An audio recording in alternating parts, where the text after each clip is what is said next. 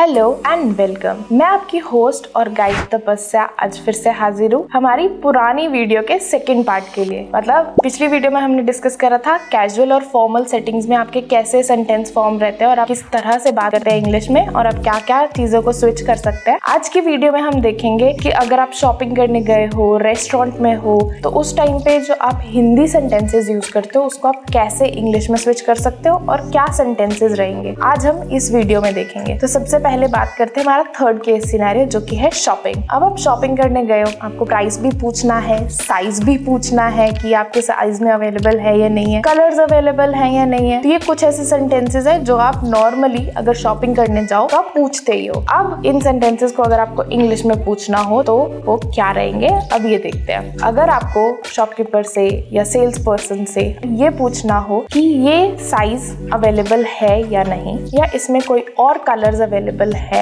या नहीं, तो सेंटेंस क्या रहेगा? Is this available in my size? Depending upon आपको शॉपकीपर कोई साइज ऑलरेडी दिखा रहा है उस टाइम तो आप उसको ये चीज बोल सकते हैं, नहीं तो आप उसको चेंज कर सकते हो। Is this available in medium size? Depending upon आपको ये किस साइज में चाहिए। और अगर आप फुटवेयर की बात कर रहे हो तो आप पर्टिकुलरली अपना नंबर बता सकते हो, is it available in size 8? अब अगर आपको ये पूछना हो कि इसमें कलर अवेलेबिलिटी कौन सी है, मतलब आपके पास और कौन से कलर्स अवेलेबल है, तब आपका जो सेंटेंस रहेगा वो ये रहेगा, is it available in black colour? अगर आपका कोई प्रेफरेंस है तो आप अपना पर्टिकुलर प्रेफरेंस बोल सकते हो, या फिर अगर आपको कोई प्रेफरेंस नहीं है बट आपको वो चीज अच्छी लगे, आपको जस्ट देखना है कि ये और कौन कौन से कलर्स में अवेलेबल है, तब आपका जो सेंटेंस है वो बन जाएगा, is it available in different colours? मतलब और कौन से कलर्स में ये अवेलेबल है। अब देखते हैं कि अगर आपको प्राइस पूछना है तो सेंटेंस फॉर्मेशन क्या रहेगी उस चीज के लिए। How much does it cost? जब आप कोई बड़ी चीज ले रहे हो, मतलब कोई ऐसी चीज है जो 3-4 हजार से ऊपर की है, तो आपको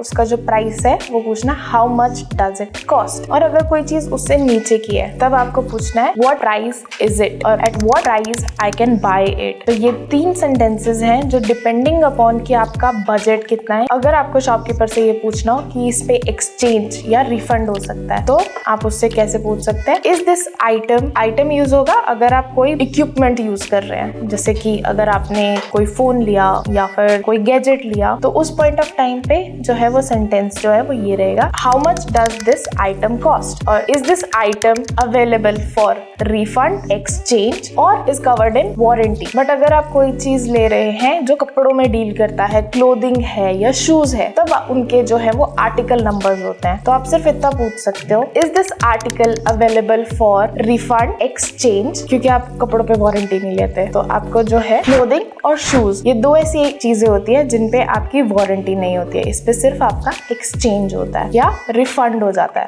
या फिर आपका अगर साइज का कुछ इशू आ जाए तो साइज रिप्लेस हो जाता है। तो यही 3 कंडीशंस होती हैं जब भी आप क्लोथिंग या एक्सेसरीज में डील कर रहे हो। तो अब देखते हैं कि अगर आप रेस्टोरेंट में गए हो तो रेस्टोरेंट की जो कन्वर्सेशन रहने वाली है वो कैसे रहने वाली है और आपके कौन से हिंदी सेंटेंसेस जो है वो इंग्लिश में स्विच हो सकते हैं। अब सबसे पहले बात करते हैं कि आप रेस्टोरेंट एंटर ही किए हो तो आपको मेन्यू कार्ड चाहिए होगा, या फिर आपको जो है वहाँ पे जो मैनेजर होता है, ठीक है, जो आपको गाइड करता है या आपसे पूछता है कि आपको कितने लोगों के लिए टेबल बुक करना है, या आपकी कोई प्रेफरेंस है, अगर आप कपल्स में जा रहे हो, ग्रुप में जा रहे हो, फैमिली है, या जो टेबल है वो आपको कितने लोगों के लिए चाहिए, तो आप बोल सकते हो अ टेबल फॉर 2। अगर आप कपल गए हो या फ्रेंड्स गए हो जो 2 ही हैं तो आप उस पॉइंट ऑफ टाइम पे ये बोलोगे। और आपका ये डिपेंड भी कर सकता है कि आपने कौन सा रेस्टोरेंट चूज किया है। अब मैनेजर ने तो आपसे पूछ लिया कि आपने टेबल कौन सा बुक करना है, अ टेबल फॉर 2। अगर आपका फैमिली है, अ टेबल फॉर फैमिली ऑफ 5। अब आपका टेबल आपके पास मिल गया, अब आपको मेन्यू कार्ड मंगवाना है, तो आप वेटर से क्या बोलेंगे, can I get a menu? तो कोई पर्टिकुलर रेस्टोरेंट उसी ही चीज के लिए है तो आप वेटर से ये चीज पूछ भी सकते हो कि व्हाट इज योर स्पेशलिटी, मतलब आपके शेफ की क्या स्पेशलिटी है या आपके रेस्टोरेंट की क्या स्पेशलिटी है जो आप बहुत अच्छा सर्व करते हो। अब आपको थैंक करना है या तो आपका जो भी मैनेजर था या जो अटेंडेंट है उसको, तो आप उसको एक कॉम्प्लीमेंट भी दे सकते हो, thank you for your service. ये थोड़ा पोलाइट भी लगता है और थोड़ा अच्छा भी लगता है। तो आपने आज सीखा कि आप अगर शॉपिंग कर रहे हो, रेस्टोरेंट में हो, तो इन 3 सिनेरियोज में आप कौन से सेंटेंसेस जो है वो बोल सकते हो और उनको कैसे हिंदी सेंटेंस को इंग्लिश में जो है वो स्विच कर सकते हो। आज की वीडियो में बस इतना ही। मैं आपसे मिलूंगी नेक्स्ट वीडियो में, तब तक के लिए आप चैनल को सब्सक्राइब कर सकते हैं और वीडियोस पे अपना फीडबैक भेज सकते हैं लाइक, शेयर और सब्सक्राइब करके।